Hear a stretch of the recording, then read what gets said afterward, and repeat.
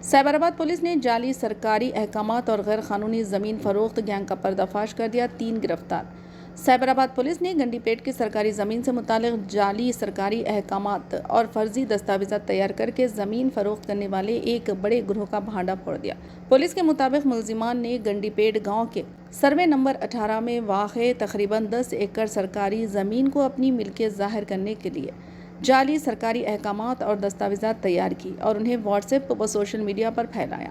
अदालत आलिया की जानिब से इनके दावे मुस्तरद किए जाने के बावजूद मुलजिमान ने मुबैना तौर पर ज़मीन को 3.5 करोड़ रुपये फ़ी एकड़ के हिसाब से फ़रोख्त करने की कोशिश की और ख़रीदारों से तकरीबन 4 करोड़ रुपये वसूल किए। नारसिंगी पुलिस की तहक़ीक़ात के बाद निमला राजेश गौड़, निमला वेणुगोपाल और निमला साई किरण को गिरफ्तार कर लिया गया। तलाशी के दौरान मोबाइल फ़ोन, लैपटॉप, बैंक दस्तावेज़ात और दीगर अहम रिकॉर्ड जब्त किए गए। पुलिस ने बताया कि इस मामले में मुलविस दीगर मुलजिमान बोला रमेश, ब्रह्मा नायडू, सुनील और राधा कृष्णा मफरूर है, जिनकी गिरफ्तारी के लिए खुसूसी टीमें काम कर रही है। केस की मज़ीद तहक़ीक़ात जारी है। Crime time news Khaisar Khan के साथ। फेक जीवोस क्रिएट చేసి అది వాట్సాప్ గ్రూపుల్లో సర్క్యులేట్ చేసి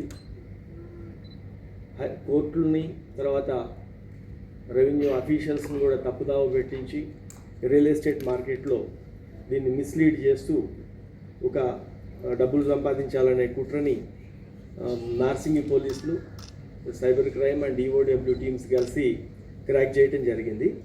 విషయాల్లోకి వస్తే గండిపేటలో సర్వే నెంబర్ 18లో 104 ఎకరాల 25 గుంటల ప్రభుత్వ భూమి ఉంది. ఇది ప్రభుత్వ రికార్డులలో కాస్రపాణి అంటే 1954 నుంచి కూడా ప్రభుత్వ భూమిగానే అది రికార్డులలో ఉంటూ వస్తుంది. దీన్ని అదే ఊరు సంబంధించిన నిమ్మల దశరథ్ అని చెప్పి ఆ గ్రామస్తుల్లో ఒక కుటుంబము దాంట్లోకి అప్పుడప్పుడు మధ్యలో వచ్చిపోతూ ఒక 10 ఎకరాలని ఇది మాకే వస్తుంది అని చెప్పి ఒకటి ఫాల్స్ క్లెయిమ్ కూడా స్టార్ట్ చేయటం, రెవెన్యూ అఫీషియల్స్ వాళ్ళని ఖాళీ చేయించాలనే ప్రయత్నం చేస్తున్నారని తెలుసుకొని 2012లో హైకోర్టులో ఒక రిట్ పిటిషన్ కూడా ఫైల్ చేయడం జరిగింది. ఆ రిట్ పిటిషన్ పెండింగ్ ఉన్నప్పుడే ఈ నిమ్మల ఫ్యామిలీకి సంబంధించిన వాళ్ళు రుద్రరాజు, రామకృష్ణరాజు అని చెప్పి ఒక వ్యక్తికి అగ్రిమెంట్ చేయటం, ఆ వ్యక్తి దాన్ని ఫాలో అప్ చేస్తూ ఒక సునీల్ అనే ఒక వ్యక్తిని విజయవాడ నుంచి తీసుకొచ్చి ఆ భూమిలో ఒక రూమ్ కట్టించి అక్కడ పెట్టడం జరిగింది. ఇది ఇలా ఉంటే 2 సంవత్సరాల నుంచి ఆ రాజుకి అర్థమైంది ఇది గవర్నమెంట్ భూమి అని. అతను వదిలేసుకొని ఈ సునీల్ కాల్ చేసినా ఎవరు చేసినా కూడా రెస్పాండ్ కాలేదు.